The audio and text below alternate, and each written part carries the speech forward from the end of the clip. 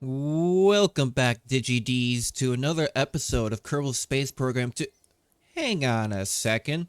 This isn't our glorious, beautiful, smooth Kerbal Space Program 2. What is this gawky, flat, terrained, textured game? That's right. This is a Kerbal Space Program 1. Now, a lot of people who play Kerbal Space Program 2 are likely very familiar with Kerbal Space Program 1. I'm just going to stop saying the whole name. I'm just going to start at KSP 1 and 2. I got to start saving my breath. um, but when a new game, kind of with a larger backing of a community behind it, starts talking a lot about a new game, sometimes it does draw in a newer part of an audience that have perhaps maybe never seen KSP 1. And this is the origins of where KSP 2 has come from. Although, again, KSP 2 is in very, very early access. It does not have a lot or nearly any of the features that we're really looking for or were promised yet. It is very bare bones, but we are there to report all the bugs, which is, helpful, and we still get a little bit of something to play out of it. But this is the full-fledged KSP game 1, because this basically got is more or less its final updates kind of like a year and a half ago, like or so. It still kind of had a couple of like quick hot fixes and whatnot, and like language integrations and stuff like that, but anything past that hasn't had any large changes to it, more or less ever since its last stuff and last DLCs. So I think what we want to do here today is I lost all my data, of course, on this new computer. I don't have any of my old worlds, any of my cool new constellations. So personally, what I like to do in every new world, as soon as I have the capability to, now this is just a sandbox mode, I wasn't going to go play through an entire science mode or, entire career mode just to get to this point. But so I thought I'd like get into a sandbox mode just to show off kind of the difference between KSP 1 and 2. And there's some things that I really want to highlight in this. I want to really kind of bring attention to like the VAB, how we build things. So I think honestly, at this point, I feel like they should just take all of the UI and user interface settings that we use in KSP 1 and just move them right on over to KSP 2. Because everything is so much simpler to use. Like right now, I can just use my mouse wheel to just scroll up and down. I don't have to hold it at all. It's a lot easier at the right, like clicking, moving around and getting a better view of my rocket. And just having a different assortment of all your parts here on the left-hand side is smaller. In like KSP 2, I feel like the parts chooser is so big that it takes up just a large part of your screen. Right? I feel like you got so many pop-ups, like the part manager is just in the way. And then, but here in KSP 1, if you want to do part manager, you just right-click on this. Brings up a little window. And you can just right-click off and it goes away. Or you can just pin it. You can pin it if you want to keep it up. And it's so much simpler, right? Instead of like having to right-click and have a full-on drop-down menu of every single part available suddenly pop up. And then your entire screen is filled with nothing but just this one part, maybe. So I feel like they need to have a few UI changes. Honestly, they should just take everything from KSP 1 and just clone it over to KSP 2. Because we're still getting KSP 2's like new engine, and they're going to be their new parts and their new physics and their new graphics and their new systems and their new everything. It's just when it comes to the user interface, it needs a lot of work, personally. But hopefully I will at least have the issue where I won't be able, where currently I'm unable to go up and down like this on my vehicle in KSP 2. Hopefully that'll be fixed when I get a new mouse on Saturday. See, maybe because like my current mouse can't do that because it's having an issue where its software goes through a program called like Razer Synapses, I believe, and it doesn't recognize my middle mouse button as like a click anymore, just as a scroll. So it won't let me like click and hold stuff. So it kind of messes everything up. It really messes everything up on some games like that. But so what are we gonna be building today? So I was trying to explain a little bit before, which I got sidetracked. Is that I love doing satellite constellations, right? So I kind of want to put together a little satellite thing that I typically build that I will just surround Kerbin or Earth in a big ball of satellites just to get a boosted signal to anything I like to put out there. Because I always find it difficult to get Kerbals back, to put it simply, to get Kerbals back. So I like to launch drones a lot, right? I like to launch probes. So, but to launch a lot of probes, I play with where you need to have a signal, right? So to have a lot of probes, I like to build giant constellations of signals around planets, around like the solar system, so I can always have a signal no matter where I go. And I always find that kind of fun to me, just kind of build constellations of all the signal outputs. So that's kind of cool. So right now, this is just a sandbox mode, so we have nothing, but may as well just take a look at what we have to what we have to work with. Blah blah blah blah. I'm sorry. I'm talking so fast today. I can actually feel my mouth getting a little sore with how fast I'm talking. Oh boy. So I think what we really need to start with is very base core, which by the way, you can just right click, which is a very simple tool. Right click and you can have a little scroll down menu and look at all of its parts. It has a really good reaction wheel, has a built-in battery. It has the standard probe range of the antenna rating of 5K, but of course we will be putting on our own antennas after that anyway, so that won't really matter. But as a like satellite probe core, that works perfectly because we got a little bit of room to work with as well on it.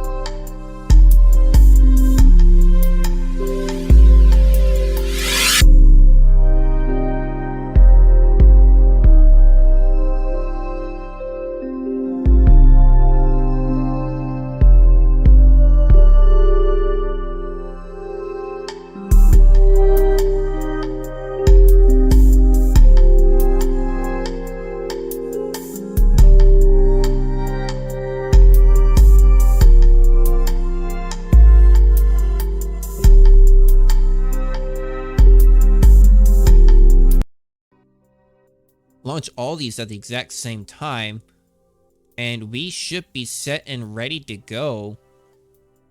This is all a little bit overkill, but hey, it's just kind of what we're here to do. It's just be a little overkill about everything. And let's go ahead and launch it.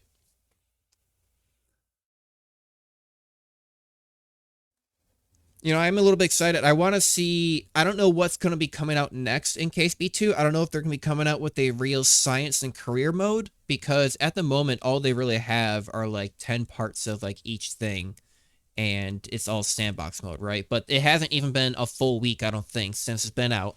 So you can't, you know, I can't really gripe too much about it. So I wonder what the next scenes coming out are going to be, because I might just fall back and actually start doing a real KSP 1 series a little bit, maybe, you know, if some of you would like to see something like that. And, you know, we can see where that goes. But kind of at the same time of doing a KSP 2 series as the content kind of rolls out, because I think it's still going to be the better part of a year before a majority of the content comes out for that. But while we're here for this content, while we got a giant, this ridiculous fairing looking triple rocket system that we have going on here. But let's just go ahead and 3, 2, 1 launch. Pretty stable. Oh wow, I'm getting a little bit of artifacting in the background. That's a little bit odd. Oh, I saw it. Where'd it go? Is that picking up on the recording, or am I just going crazy? I can't twist my eyes, or what is, I can't cross my eyes to look at both screens at the same time. But this is going pretty smoothly. Our side rockets are running on a field quicker than our main one in the center, so that's good. That's what we want. See, look, that's so perfect. I can just right-click on this field builder. I don't need a giant parts manager, but now I can see how much fuel we got left in here is counting down. You know, I mean, we do have this bar here on the side, but although I believe in KSP 2, it does give you the amounts here as it goes down, but I don't know. I kind of like being able to just move it wherever I want, being able to just pin these boxes and adjust my UI how I want it. You know, I can get a whole bunch of different parts out and whatnot. You know, get the decoupler if I wanted to keep this out and pin it, whatnot. So yeah, it's pretty helpful. But just keeping an eye on all of this, I'm gonna go ahead and zero throttle my main engine. I'm gonna start tipping over. I should have done this a lot sooner. I was too busy just talking, as I seem to do a lot of nowadays. Let's go ahead and deploy that. Get rid of our side boosters. Move away from those. And where are we right now? Okay. So this is why I was saving some of our main fields. That way we can get all the way up here. And then I'm going to go point at prograde at my apoapsis. And just extend out our orbit. It's going to just barely miss its mark. Yep, just barely. Alright, so let's go ahead and get rid of this bottom section. Now I should just have these engines, right? So activate. Oh boy. Okay, fuel's actually not going down that fast. We are doing pretty well about that, surprisingly.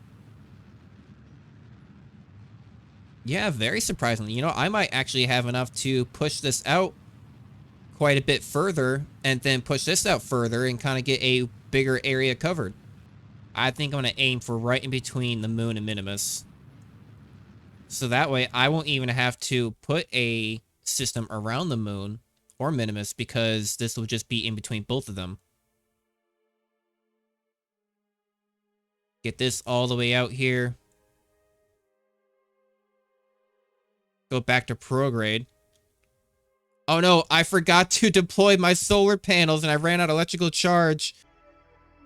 Alright, there we go, DigiDs. I got my solar panels out. By no trickery whatsoever. I definitely didn't forget a certain set of buttons to open a certain set of menus. I completely forgot. I do that all the time to myself, is that I always forget to extend the solar panels, especially with my drones, because I get out here, especially after a time war, because they'll die after a time war and after being out here for so long. But all right, what we were doing is that now that we're out here at orbit, let's go ahead and burn some fuel to extend out the rest of our orbit. We're aiming for right in between pretty much both of the planets. Let's go ahead and wait until it spins around. There we go. It should be about even 23, 26. Good enough. What's a few 3,000 kilometers? So I think this is going to go ahead and be our very first target. So let's go ahead and decouple this here. And then switch vessels. Press 1, like we were talking about, to toggle the solar panels. And there we go. It should be set to go. Look at that. And then let's go ahead and point. Let's do, like, I don't know, a radial out, I suppose. I don't think it really matters, but now we have... Oh, you know, it does kind of matter because the solar panels, right? What do I want the solar panels to point at? How do I get this to point up? There we go. Good enough. Radial in. There. So that'll always have power. Nice. So then we switch back to this vessel, and that's exactly where we wanted to be. So what we're going to want to do now, though, is that we just change the inclination. Just like this.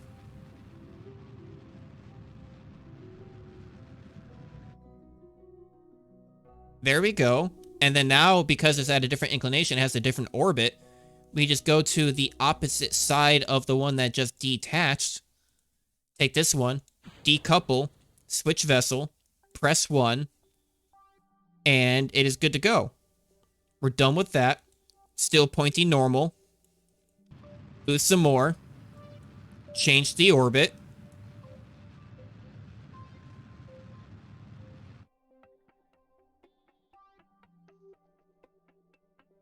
Looks like we are pushing it out just a little bit further each time we do this as well. And we just do kind of this rinse and repeat.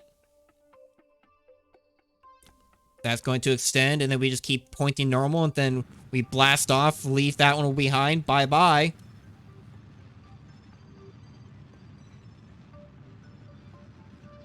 And then next thing you know, just like this,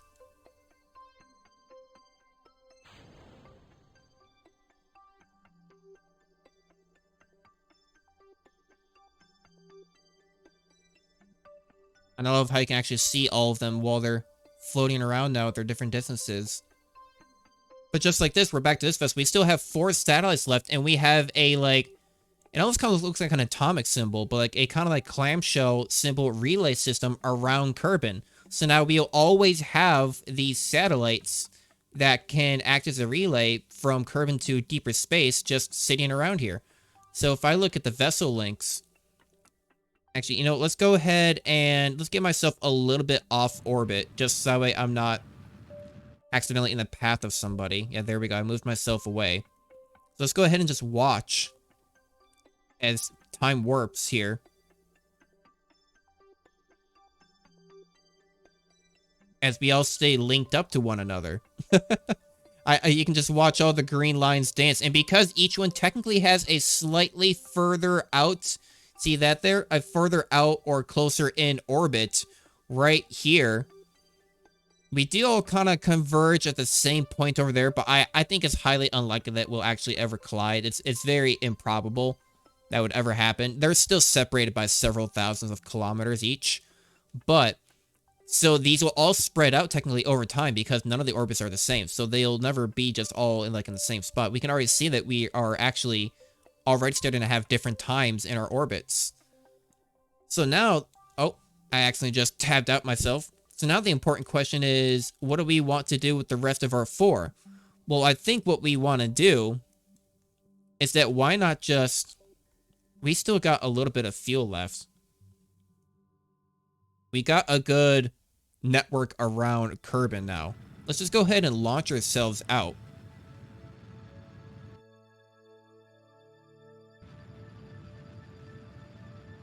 So I think this is what I'm going to do. That's going to be one satellite. I'm probably not going to have enough to launch them all into big different orbits. But let's go ahead and point this the other direction. No, wrong direction. This direction. Retrograde. Prograde. You know what? Good enough. We go back to our main vessel. But what we can actually do is that we have just enough to maybe turn all of these into... Yeah, I think right now I still have to point prograde. Yeah, point back to point grade. If I just use up the rest of my field, these will all be in different orbits, and they'll all be circling around the solar system at different times, right? I'm trying to watch how much liquid fuel I have left and spread it out between all the different satellites. I don't think I'm going to have enough really to do that.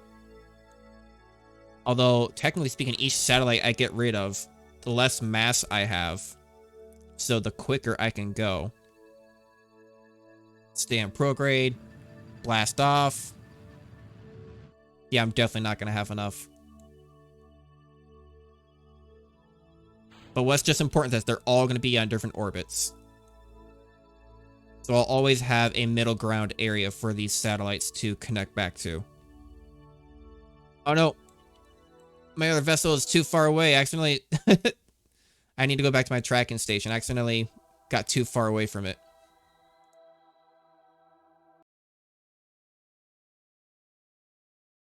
Here we go. Yeah, now we're back to the main one. So we have one main satellite left on... Where am I right now?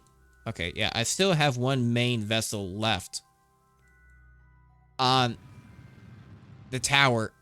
So it's just a tiny bit, just a tiny change. And that's all that we need. Decouple. Get that one to there.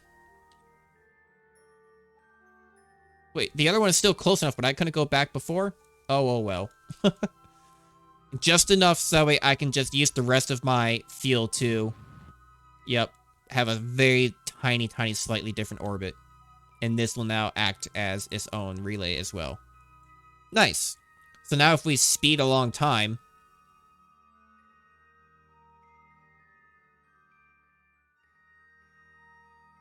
beautiful. Look at that little constellation.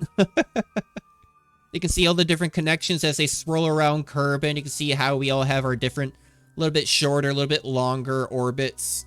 Even mine with that very last one has a very slightly different one. Nice.